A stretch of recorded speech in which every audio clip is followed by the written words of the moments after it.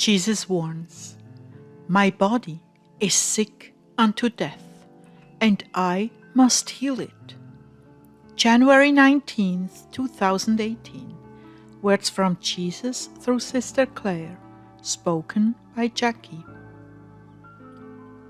Claire began, "Jesus, please open our eyes and hearts to the consequences of our opinions and how we injure with our mouth. Amen." Well, it's been a very intense day. Tonight, Ezekiel entered into a terribly painful prophetic experience with the Lord. He saw Jesus in agony on the cross, and a blade was coming up through the core of the Lord's body and ripping the flesh from inside of him.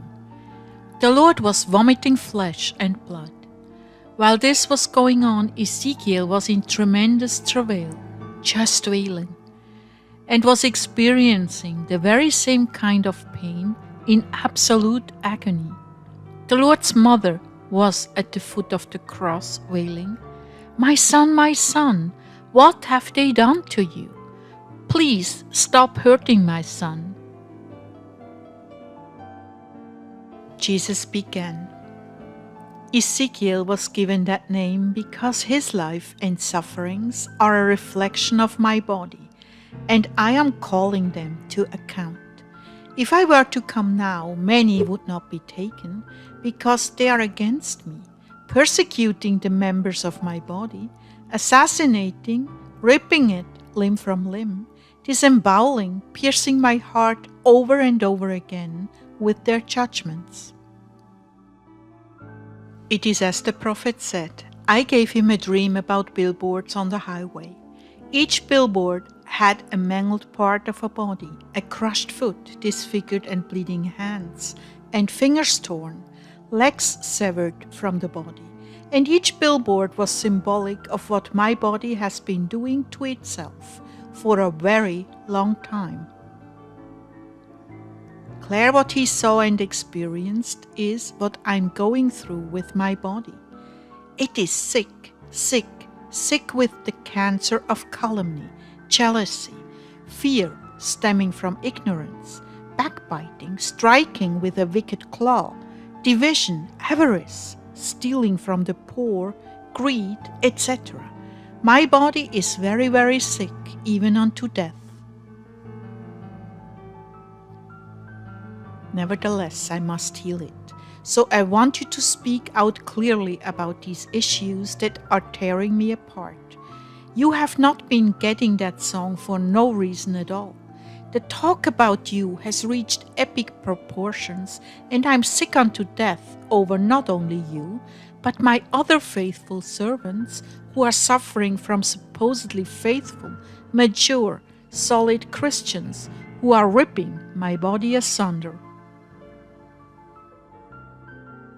My brides, if you're spreading negativity and judging my servants, in fact, if you're judging anyone, you are in sin and your hands are stained with blood.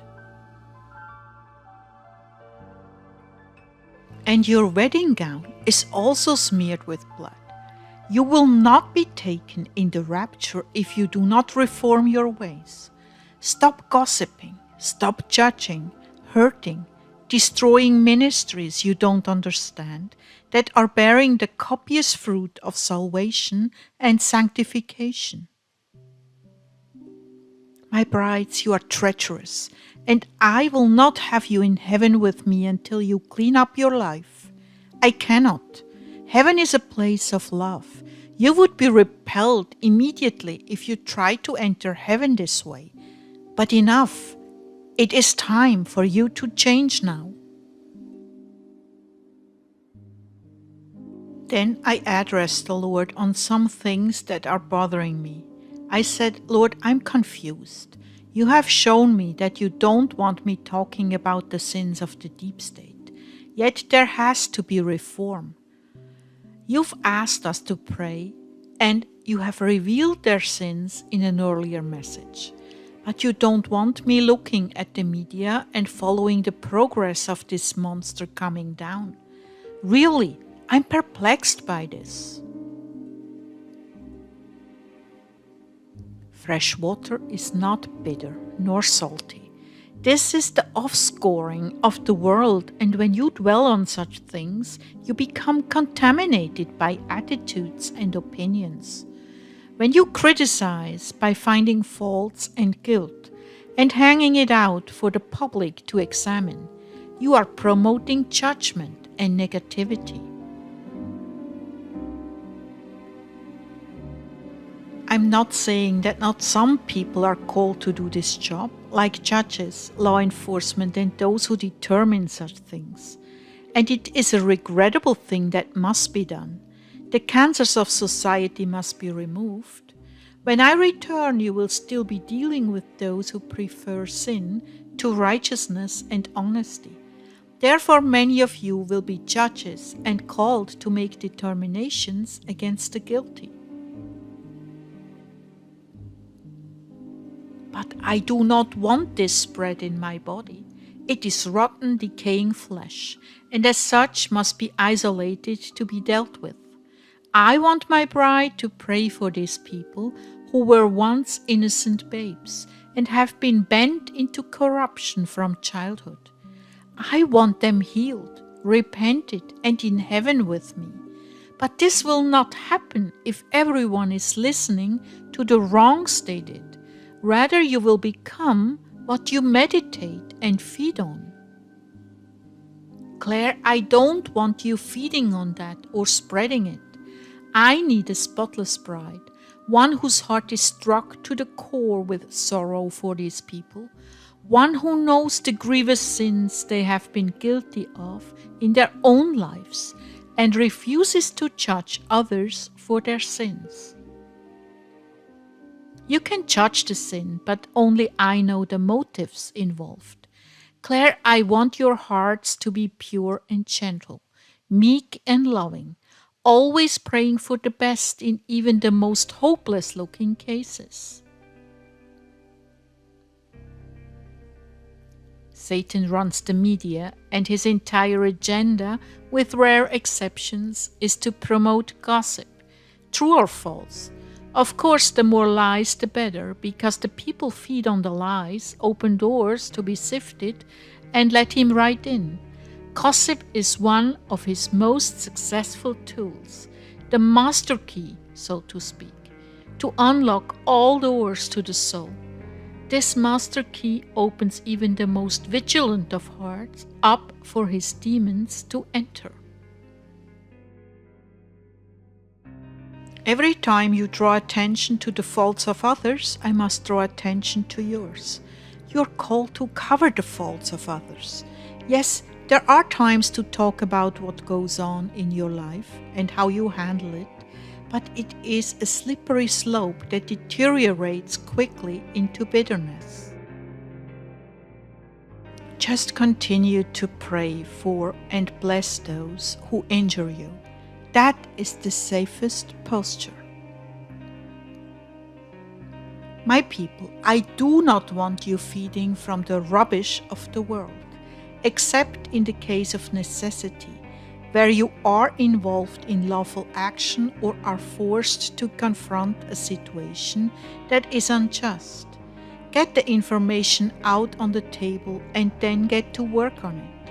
Don't itemize the list of their sins and pass along judgment and condemnation through one email after another. It would shock you to know that many involved in the deep state really believe that what they are doing is a duty they owe to mankind to improve the earth. They think the ends justify the means, and they are part of the super race that is going to make the earth a better place to live. They are blind and do not see they are working for Satan to destroy the innocent, and their ends do not justify their means. Lord, I'm still wrestling with this in my heart. wrestling with how will we know what to pray for. Most people don't hear you clearly, so their only information is from other sources, contaminated sources. Your question is legitimate. There is a time to recognize corruption and make up your mind to do something about it. For most, the action is prayer and supporting those who have to handle this highly contaminated matter. I bring it to you for prayer. Others may pick up on it from other sources and then go into prayer. The problem comes when you become addicted, like watching soap operas. They're highly addictive, and so is the news. Knowing is never satisfied with information. Knowing can be an endless black pit in your life, where every day you just have to find out the latest discoveries, arrests, prosecution, and more and more and more.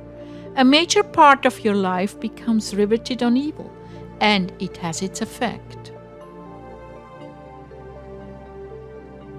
You are no longer the pure and lovely bride of Christ. You are now filthy from sifting through the dumpster. Your dress smells and looks disgusting, and your head is full of disgusting facts. I would rather you knew nothing about this than to see you addicted to rotten trash. I know this is difficult for you to comprehend, Claire, and I truly sympathize with you wanting to know the progress, but I'm asking you to trust me. Knowing these things may satisfy your curiosity for a short time, but they will breed judgment, indignation, self-righteousness, and pride. It is much better for you to go sifting through your own conscience every day with a repentant heart. This will bring forth good fruit. I do understand, Lord. I can see that you have a balance. That's right, and the balance can be summed up. Touch it lightly and move on. Take it to prayer. Plead with me for their salvation. Pray for the victims. Support those who live by moral commitments and take them seriously. Those who want to serve in the public sector. Support those who work in the field to heal victims. Pray for the victims. These are all salutary things. And I will bring little bits of information throughout your week that give you a taste of where things are at. This way you will not be seeking them and become captivated by the way things are unfolding. You're all called to be saints. That means you do not think as men on earth. You think with a heavenly mind.